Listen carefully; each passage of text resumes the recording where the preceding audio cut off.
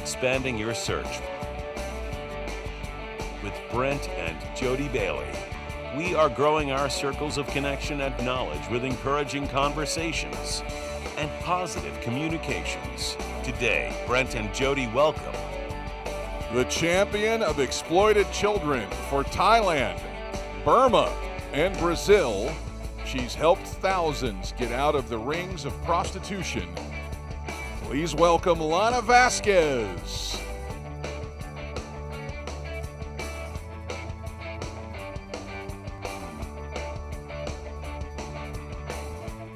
And now, here are your hosts, Brent and Jody Bailey. Hey everybody, happy Friday. Welcome to Expanding Your Search and Stopping for Directions. It's Brent Bailey, and man, I hope you're having a great day. It's the weekend, and man, we made it through another week. I'm hoping that you're having a good day wherever you are. We are here. We got a little bit of a situation today. Jody has food poisoning, so she's out of the picture today. But you know, I think I have a solution. So y'all pray for me today, because I'm heading over to the control room right now, where I have two guys sitting in there. I'm gonna have to put my glasses on so I can see. I've got two guys sitting over there with me today. That's Preston and Peyton, and they are going to be co-hosting with me today. Guys. Yes. Welcome to the show. Thank you. It's been a while for me. It has been a while. Turn your mic up. I can't hear you. Not yours, Peyton. You're plenty loud enough. Hello. There you go. Can you hear It me? has been a while, Preston. This is your first appearance back on the show. Peyton hasn't been here for a while, so not only are you guys on today, but you're co-hosting. How does that feel? Are you like big time? Reunion. Yep. It's a reunion.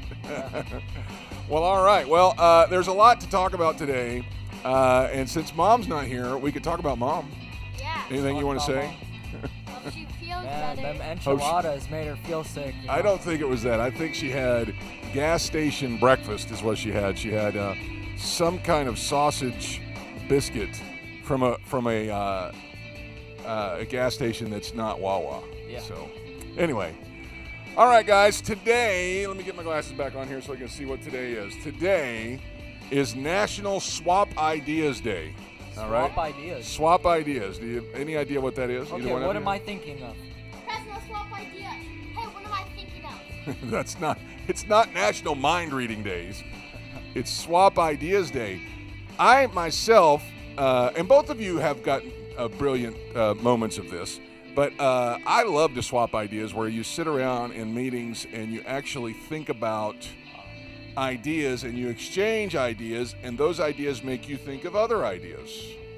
Let me use an example. What's Okay. better, cats or dogs? Okay, that's good. I'm talking about an idea for a solution to a problem. Oh, Like Hey, 2+2. back when I used to work with your Uncle Keith, we would talk about this kind of stuff all the time. We would swap ideas, and my idea would maybe make him think of something, and then his idea back to that would make me think of something else. This is a day to celebrate creativity of ideas and problem solving and things like that. So this is the day to do it. So swap ideas and make people think, it doesn't have to be on a one-on-one basis. It could be done, whatever. So let your ideas flow today. Tell everybody what your ideas are for things, and it may spur somebody else to have a better idea about something else. Listen to that commentary. Both of them have so much to say about it. So. I have a lot to say. Well, what do you think about that? Yeah, Preston, what do Well, you think of it? I think about, here, for buildings, a solution. Okay. Let's see, instead of using, let's say we were in Roman time. Instead of using stone to build their pillars, they could have used bronze or brass. That would have been a better solution because it wouldn't have fallen. Okay, but what are we going to do about that now? How is that going to spur an answer now? I don't know.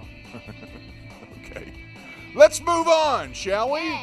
All right, today is also National TV Dinner Day. Now, you guys probably don't even know what that is. Do you know what a TV dinner is? Yes. What is it? You eat at a movies. No. So you go to the dinner table. And you Turn your mic up. You go to the dinner table and you eat with your family and watch TV. That's a great guess, but that's not what it is. Wait, can you say the word again? National TV Dinner Day. Dinner. All right, Ooh. let me explain it to you. Back in the 50s and the 60s, they invented this thing called a TV dinner because TVs were exploding everywhere. They were just starting to become popular. People wanted to be able to watch TV while they were eating.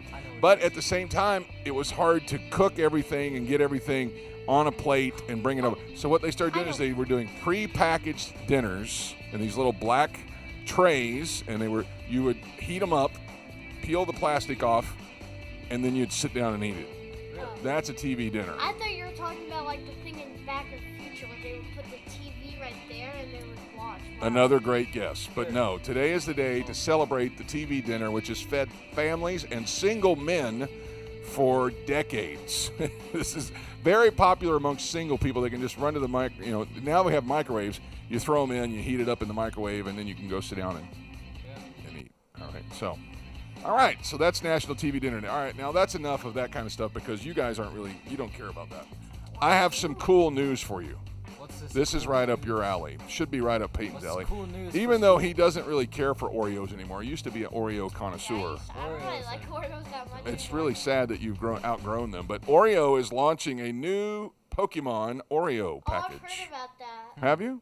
Yeah. I've heard Well, about it that. just got released this month, and so that is going to be pretty cool looking. I'm looking at a picture of the package right here. It's got all the Pokemon on the front of it, and So it's like the Oreo shape on the thing, their Pokemon? it's actually the entire packaging is Oreos.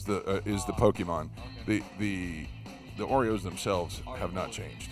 Now you're making me want Oreos now. All Now right. let's talk about mint chip. Wait a minute. Pokemon is dominating the food news today. They have also partnered with Krispy Kreme Ooh. to offer a Pokemon collection of donuts, and the pictures of it looks like it's more of the frosting on top with the different the Pokemon on colors top. of So it. Pokemon actually dominating the news today. Two big things from them. All right. Okay. Now, Preston, you're a chicken wings guy. You like to eat chicken wings, I right? had them about a week ago. Yeah. Usually, fairly regularly, Preston will ask for wings. I had 11. There is a restaurant in Orlando called Wingstop, and a lot of the bigger cities have a Wingstop. They have added not just having chicken wings or the mini drums, they are now adding chicken thighs. Sign me up. Sign me up too. I like chicken thighs.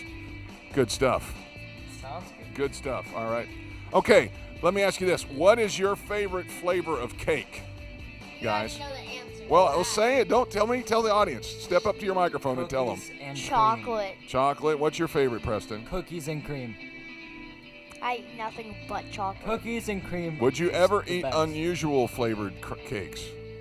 You know, I've tried very unusual things Is it in gonna be my. like- You have. You know what? I've actually been surprised. There is a brand new crepe flavored cake. Grape? Crepes are like very thin pancakes. Oh yeah, definitely. I'd take that any day. I think I would too. I like them as That well. sounds weird. All right. Two more things, and we're jumping into the interview today. Got a great guest today. Lana Vasquez is here today, and she's going to be talking about her work in Thailand, Burma, and Brazil. But both of you guys have at one point in your life, and some of you, and Peyton is still kind of this way, into Legos. How many of you out there watching the show today played with Legos growing up? If you did, drop into the Growing up. comments below and tell us what was your favorite Lego that you used to play with when you were a kid.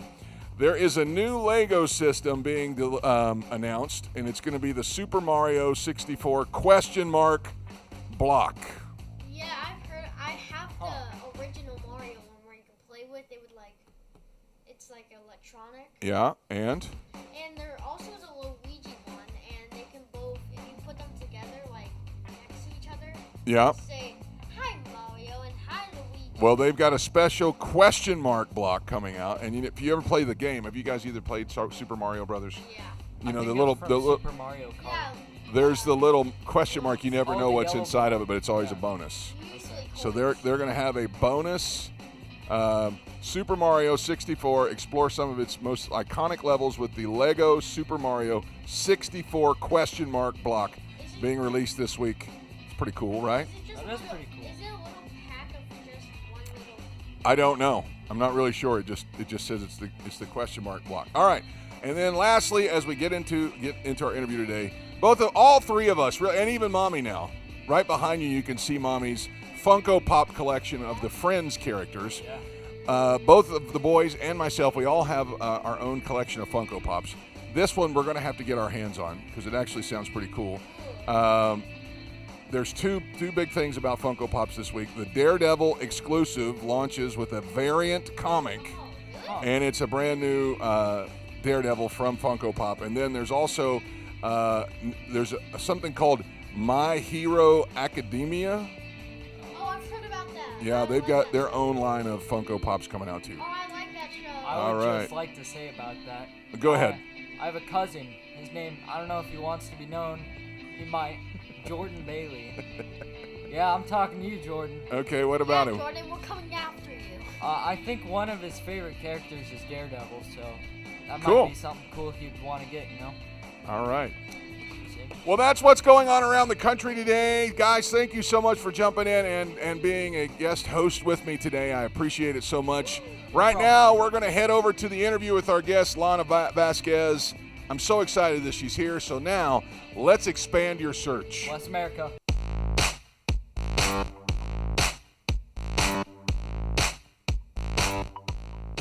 For over 19 years, my guest today and her team at Life Impact International have been relentlessly working to make a difference in the lives of trafficked, exploited, and at-risk children all over the world, but mainly in Thailand, Myanmar, or Burma, the war zones in between, and now she has actually reached into South America and in Brazil. Their strategy is a very simple one. It's to prevent, rescue, and to heal. They fight to prevent the atrocities of exploitation in all forms, from trafficking, abuse, and abandonment to slavery and prostitution.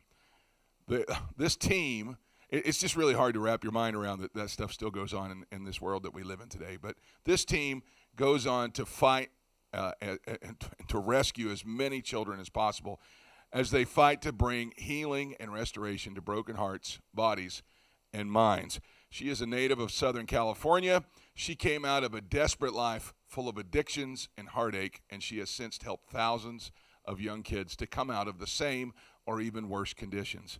Please welcome to Expanding Your Search today, Lana Vasquez. Lana, it is so great to finally have you on the show. Thank you for having me. I'm so excited. Man, I know that I feel like I've known you for decades because I heard about your work when we were on staff at Rhema. We had a lot of mutual friends, but we actually just met for the first time a couple of years ago at an Increase event, and it was so good to finally shake your hand and just tell you that we've heard so many great things about you, and to have you on the show means a whole lot to us. Thank you, sir. It's an honor. First of all, I know that you're in the States right now for, I don't know if it's a vacation or if it's, I know that you had some family things going on. How often do you get to come home?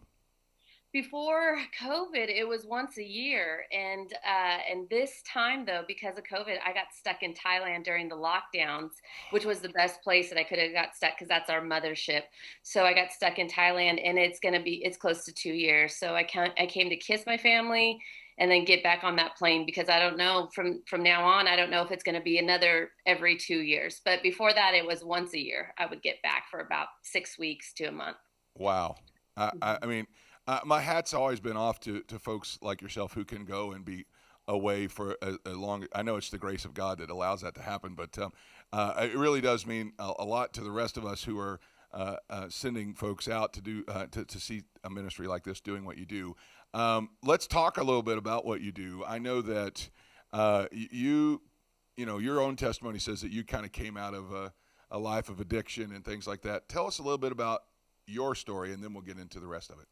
Okay. Just kind of came from a broken home, broken family, broken life, and just found a lot of trouble at a very young age. And I almost died multiple times, had drug overdoses, car accidents, and just basically on a path to destruction all before the age 19.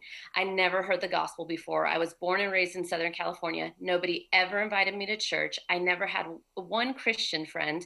And so I thought I had all the Jesus there was. Nobody ever told me there was another way. Let me introduce you to this Jesus. You don't have to live the life you're living, until I was invited to church the very first time at age 19. And that day I say, in everything that happened, I was rescued to rescue. God rescued me out of the lifestyle. God healed my heart. I was instantly delivered from drugs, instantly delivered from alcohol, instantly healed from the top of my head to the bottom of my feet. I had developed epilepsy. I was a go-go dancer in the clubs of Hollywood. And so it would cause me to stay up very late at night, multiple nights, not sleep and dance and party. And because of that, I had seizures and full-blown epilepsy, was diagnosed with it at the hospital. They took away my driver's license, everything. The day I got saved was the day I got completely healed, completely delivered, sozoed, the full package deal. And I say it like this: I made a personal vendetta to God. One, I would tell as many people, young people, about Jesus before the age 19, because nobody ever told me. And two, I would work to prevent exploitation from happening to children, any kind of abuse, anything like that, because I believe that that's the door that the enemy gets in to try to steal your youth and steal your childhood, and that will put you on a path to destruction. And so those are my two personal vendettas to God. And I just say it the way, when I walked out those church doors, I knew I was rescued to rescue. I knew that I was supposed to do something and tell other youth, young people, children, and help other people in the same situation I was in. And so it kind of, my story and how we started doing what we were doing really ties into personally my encounter with God and what happened in that situation, that radical change, that radical salvation, and that radical encounter. I needed him to do that. I didn't know how to get myself out of that at that age. So that's in a nutshell how I knew I was rescued to rescue, and the impact that happened in my life at that time. All right. So as you come out of this and you're, you went on to Bible school and got yourself prepared, then how do you land in a ministry doing what you do? Because if you couldn't tell by the introduction, folks, Lana is instrumental in helping some of these young folks that have been trafficked or enslaved or prostitution all across. Well, I guess it started in Thailand, and that's where the bulk of the operation is. But how do you land there? I mean, you're from Southern California. It's not like you had contacts in Thailand, or did you? It's so funny, but I always say it like this: it's a Psalms 37 where it's been like puzzle pieces and steps in the plan of God, but it was piece by piece. So when I got rescued, when I got saved at 19, I knew that's what I was supposed to do with my life at 19. So it was step by step, going to Bible school and then just praying. I'd never been on a missions trip. I never knew all these different words. I didn't even know what ministry was. I remember going to Rhema and everybody saying, my ministry. And I took a walk around that pond with the swans and I said, God, what is this word ministry? And am I called to this? So it was like piece by piece, God was giving me the puzzle pieces and just giving me the little details. And I remember one time I was just praying in between my first and second year Bible school and just saying, God, what do you have for me? Now, I know you rescued me to rescue, but what does that look like? I don't know what that looks like. What are the details of this? And I heard a missionary from Sao Paulo, Brazil, talk about 300,000 street kids in the streets of Sao Paulo, Brazil, and that this police are paid off by the store owners to line them up and to massacre them, and that you could smell the bodies of rotting children in the sewages of Sao Paulo, Brazil. And I sat in that pew and I just wept and wept and wept. And I was so broken. And the pastor's wife came over to me and said, Lana, what do you want to do for the Lord? And out of my spirit said, I want to work with exploited children internationally. Wow. And my aunt looked at me and she said, you do? And I said, I guess is what I said. And so once that started happening, I just started taking steps for that, looking into it and finding people that did that work, talked to that missionary in Brazil. And I started taking steps to work with children. And around the same time, God gave me the scripture, Psalms 127, verses 3-5.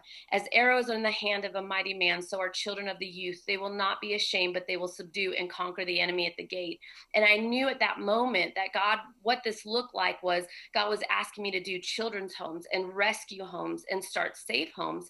And so I said, but God, I'm an evangelist. I want to tell as many young people about you. I want to win hundreds, thousands, millions to you. I don't want to babysit 10 children and Jesus come back and we float up like Mary Poppins singing Kumbaya, my Lord. Like, I don't want, I want to reach as many children. I want to rescue as many children.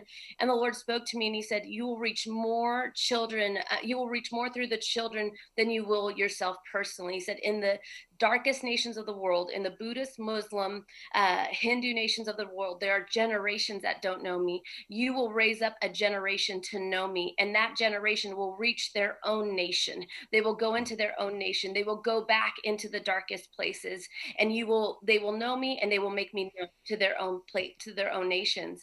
And so what started forming in my heart were safe homes, but safe homes where we raise them to know their healer. We raise them to know their rescuer, Jesus, and then to go back into the slums that we rescue them from, the borders, the highways, the byways, and to tell other children, to basically reach this mother that sold them, this father that abused them, once they're strong enough to do that. And that was the vision. And granted, I'd never even been on a mission trip. I think I'd been a Christian for a year and a half, but God started showing me these pictures.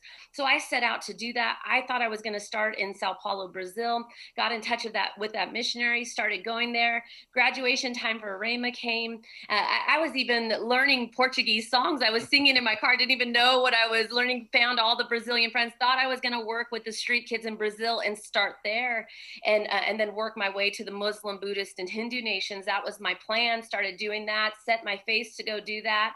And then on graduation day, the Lord said, stay behind in Tulsa one more year. And I cried. I said, no, God, send me back to Skid Row, send me back to the foster care system in LA. Like, why do I have to stay in Tulsa, and just cried. And I said, my friends are saying, they don't want to go where you're sending them and they don't want to go to Russia and all these places. I'm saying, here am I, send me. And last time I checked, you had a shortage of laborers in the Bible. It says that pray the Lord of the harvest that he'll send laborers. And I'm saying, I'll go and you're not sending me, God. And I always say it's like this. It's like a slingshot, it looks like you're going backwards and it looks like it's a setback, but it's actually a setup for God to launch you on your target so you hit harder and stronger and straighter. And that's what was happening. God was setting me up. I met some missionaries. Started serving these missionaries. I was taught really well. And I was taught, if you're not where you want to be, find somebody that is and serve them and serve their ministry. And wow. I thank God that I was taught that. So I found some missionaries and God wasn't going to let me to go to the mission field yet.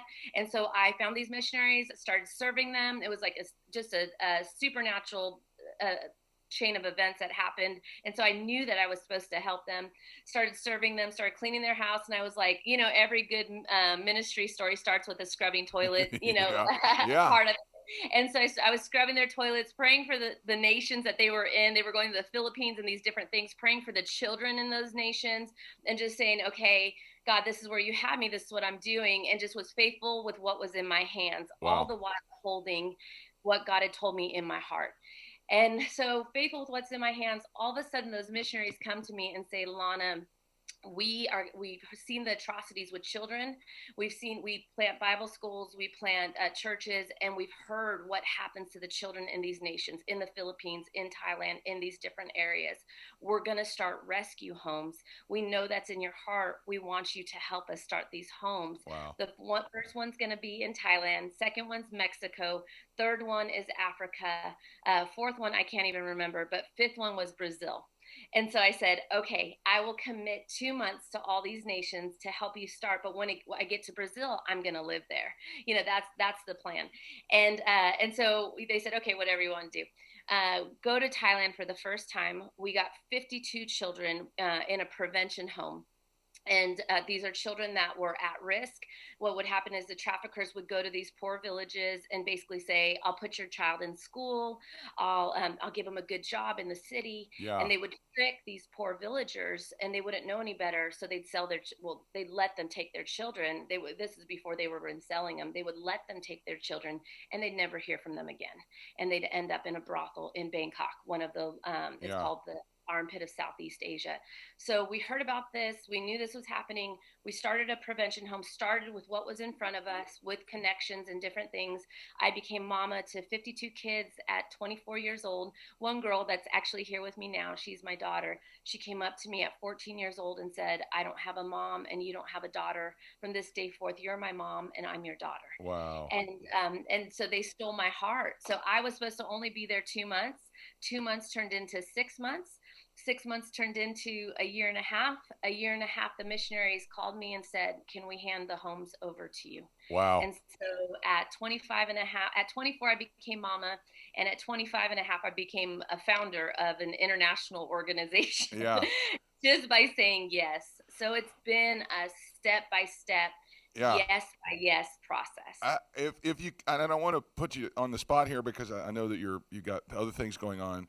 But do you have any idea, if you put a ballpark figure, how many kids have you guys rescued out of those kind of things over these years? Yeah, it's hard because actually rescuing, it would be in the thousands that we've rescued in situations that have been apart, because every child we rescue, we have long-term government recognized safe homes, but every child we rescue doesn't come into our home automatically. If they have HIV, they go to an HIV home. If they're a special needs child, they go to a special needs home. If there's another situation, maybe we help them through the court system and they go into with a family member. So it would be in the thousands, but it's kind of hard to put a number on that, because also we work a lot in prevention. So we go into these families, we go into these communities. There's one area in particular. Well, basically we target where the traffickers and the exploiters target. So there's one community in particular on our border. It's a garbage dump. They actually live in the trash. They live, work, eat in the trash. That's their life. That's where they literally have houses in this trash, in all the rubbish, amongst all the rubbish. And in this area, we started working. They would sell their children or have their children go to work for about $2.50 a day. And we would go there and we would work with them, work with the mothers, work with the men, work with the children, do sidewalk Sunday school. And there was about 450, 500 in this one community. We work in multiple communities on our border. We spend probably at least $5,000 a month on prevention alone. So that's not rescue. That's just these community areas that we're talking to the parents, trying to get them to not sell their children. Yeah. Well, in this particular community, we got the whole community to stop selling their children. There hasn't been a sale of a child in 10 years because we are there weekly, turning the hearts of the community from darkness to light and showing them you don't have to sell your child. And so it's also stories of prevention like that, which they say prevention is the best way. Yes. So mm-hmm. That totally makes sense too, that it would be just better just to not even start down that path. But all right, so we've only got like a minute or so, but I know that you're finally doing work in Brazil, and God did fulfill that dream of your heart. Tell us a little bit about that. Yes, so I say it. Again, how I said it, I was faithful with what was in my hands. God gave me Thailand and he gave me Burma. So we also have works in Burma, and we're on the Thai-Burma border. And so those were the doors that was open to us, and how we started rescuing and different things. So because God gave that to me, I knew I would say about 13 years ago, there came a time for me to work with the government in Thailand. Actually, we're a government recognized safe home. So we work very closely with the chief of police, the social welfare, all of them. It's a 5-person child protection board, and we have 2 seats on the child protection. So we have a voice for exploited children on our border. And about 13 years ago, the government came to me and they knew we were rescuing, and they heard about what we were doing. And so they set up a secret meeting with me, the governor of our area, and he basically said, we know what you're doing. We've been watching you.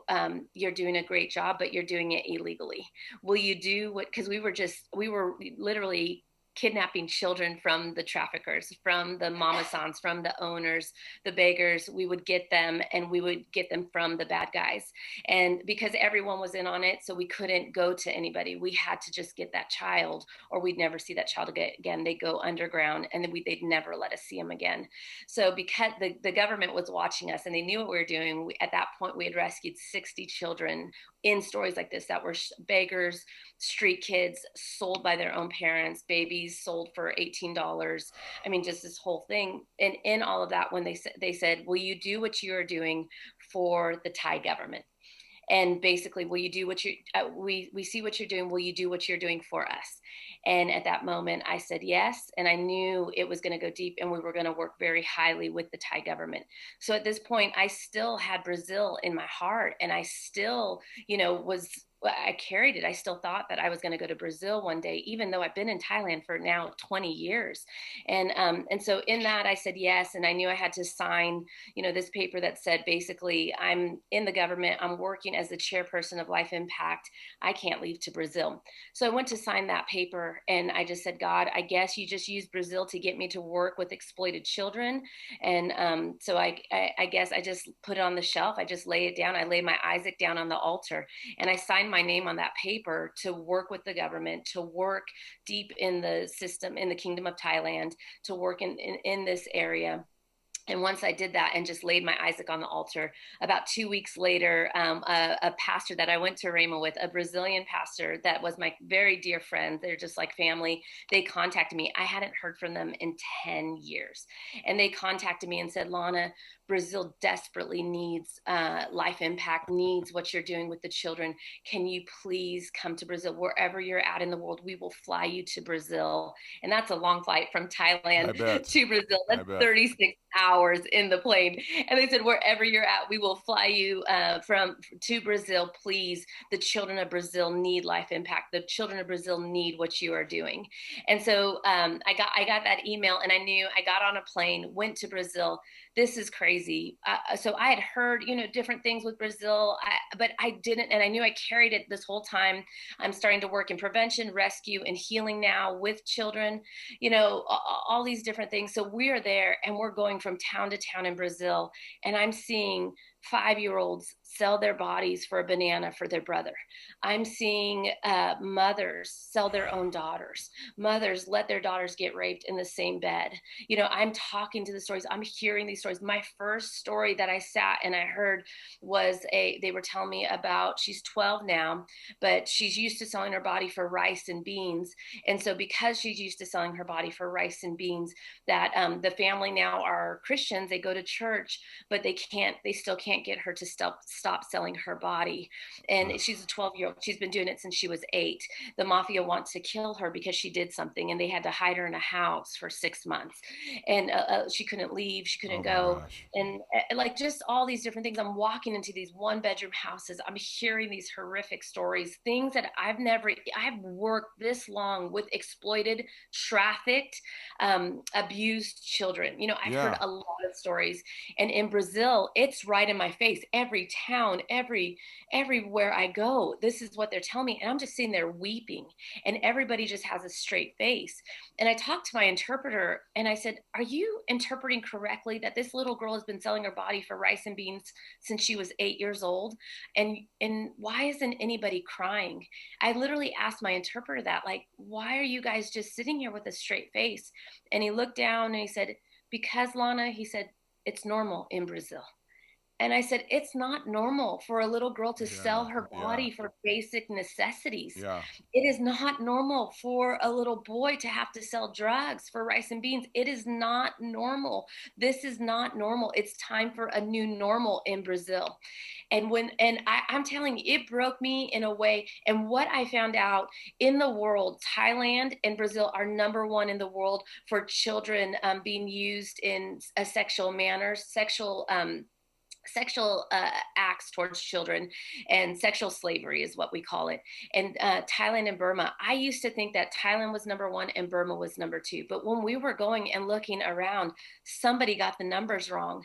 And they are actually equal, if not Brazil's probably number one for children involved in sexual acts or something happening to a child in the world. But yet nobody knows this. And then I find out this is why I've carried this country in my heart for so very long. This is couldn't get away from it for 20 years. This country has been in my heart.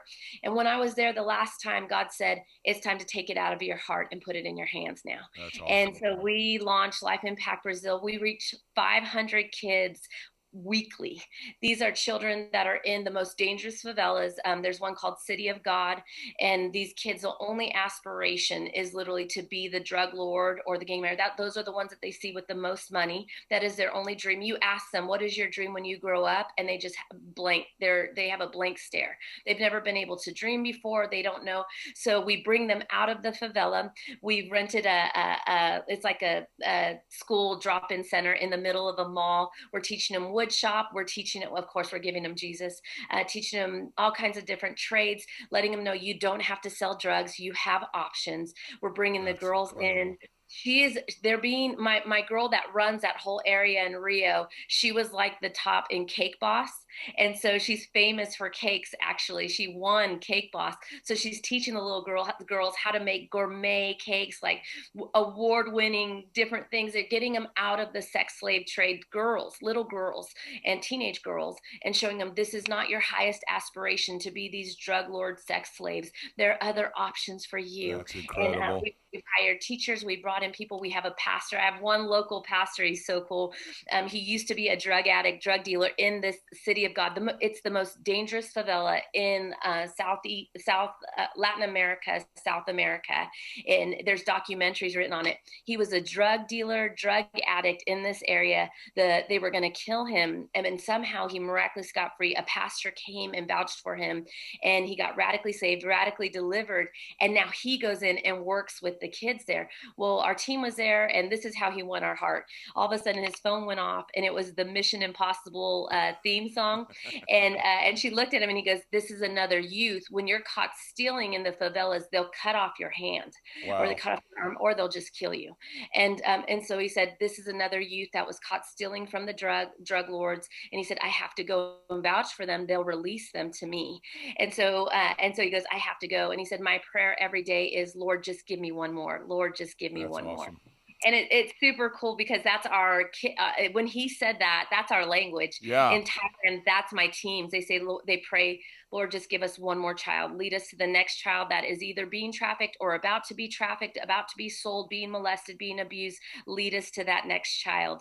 And so we have him. We have a full team that work with these children in the most dangerous areas. We're in Rio and in the north where the children are targeted in the worst, where they think it's normal, basically, to sell a child, to use a child. And so in these areas, and my girls, my team, they're 26, 28, and they're reaching 500 children a week. And so Life Impact Brazil is in full launch, I love it. full effect mode. So I love it. Folks, this is Lana Vasquez. As you can tell, she has got an impact that is reaching children across the world. We're going to put some information up on the screen right now. If you'd like to support or get involved and help, you can actually do that. Right here is her website, Life Impact INTL, or it's international.org. You can also follow on Facebook, Life Impact INTL. On Instagram, Life Impact International. She also has a YouTube and Vimeo channel, Life Impact International. She is changing the tide out there in some of the worst countries in the world for child trafficking. She's actually making an impact, folks, and it's these kind of guests that we love to bring to you. Lana, thank you so much for your time today and for telling us what's going on and keeping us updated. We want to have you back next time, maybe next time you're back in the country, or maybe when you got something going on over there that we can help promote or push for you. We love getting behind things like this. Thank you, sir. Thank you so much. It's so awesome to see you, and have safe travels back to, I guess you're going back to Thailand or Brazil? Not sure yet. Okay. Well, when you do go back, have a safe trip, and we look you. forward to seeing you in person again. Thank you, sir. All right, you. have a great day. That's Lana Vasquez of Life Impact International. I'll get it right. And now let's stop for directions.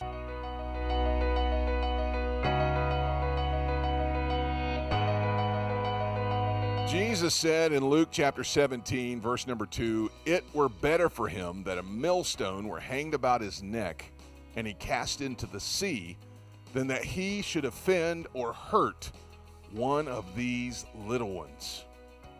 Child and human trafficking is one of the worst crimes against humanity in our time. Jesus told us that there is a time coming that these people will have their judgment for practicing such heinous behavior. But in the meantime, what do? Do we just simply sit back and thank God that this hasn't happened to us, that it hasn't happened in our town, that it hasn't happened to somebody that we know? Well, definitely being thankful is always a right step, but it shouldn't be our only step. There are plenty of things that you can do to be involved. You can bring awareness. You can speak out against. You can support ministries like Lana's, or you can choose to go on a missions trip yourself where you actually get involved rescuing kids. The children of the world need our help. And even though many of us grew up in a world and in a time where the practice of this was so small and so remote, it's foreign to us. But we can't put our head in the sand and pretend that human trafficking doesn't exist. There's a saying out there today that says you have to be in it to end it. So what can we do? Before the show today, we found out that the Department of Homeland Security has a Human Trafficking 101 PDF for you to download so that you can know the signs to be looking for. If you see a child in danger, say something. If you know somebody, tell someone in charge. I'm so grateful to be exposed to ministries like Lana's who are actively fighting this battle on the front lines. Thank you, Lana, for being just one, but a powerful impact in the fight to save our children. That's going to wrap it up for the show today. I'm so grateful to Lana Vasquez for stopping by to inform us of the great impact that your ministry is having in Burma, Brazil, and Thailand. Thank you to Preston and Peyton for doing an awesome job pinch hitting for your mom today. I'm so proud of you guys. I can't wait to see you guys sitting in this chair one day. Join us next week as we have an incredible guest joining us on Monday to speak about how some of the cities around this nation are effectively using spiritual warfare to combat the out-of-control crimes that they're seeing. And guess what? It's working. You don't want to miss that. Until then, thank you so much for tuning in today. I hope we helped you expand your search so that you can find what you're looking for. Have a great weekend, everybody. Thanks for joining us today. Connect with us on @ExpandingYourSearch on Facebook and Instagram and @ExpandingSearch on Twitter. Relive any of our episodes on YouTube. We're available wherever podcasts are found, including Spotify, iHeartRadio, Apple Podcasts, and Google Podcasts. You can also download the Direction Ministries app on iOS, Android, Apple TV, Roku, and Amazon Fire. Take some time today